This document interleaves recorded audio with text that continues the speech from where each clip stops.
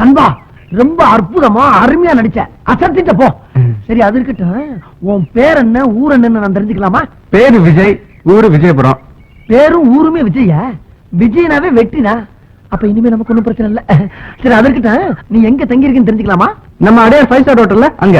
இந்த பணக்காரவங்க எல்லாம் தங்கி இருப்பாங்களே அங்கயா? ஆமாண்ணே. அடைய என்ன, நானும் பெரிய பணக்காரன் தான். நான் 2 தியேட்டருக்கு சொந்தக்காரன். ஏதோ இந்த நடிப்பு மேல ஒரு வெறி. ஊர்ல ஃப்ரெண்ட்ஸ் கிட்ட விட்ட சவால், அதான் ஊரை விட்டு வாசலை விட்டு இப்படி நடிக்க வந்துட்டேன்.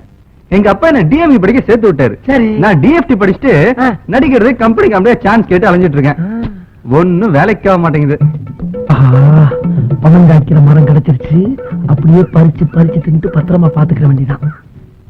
அண்ணா பணக்காரனா வேஷம் போட்டேன், பிச்சைக்காரனா வேஷம் போட்டேன், ஒருத்தனும் ஒரு வேஷமும் தரமாட்டான். அதான் துபாய் தூக்கிட்டேன்.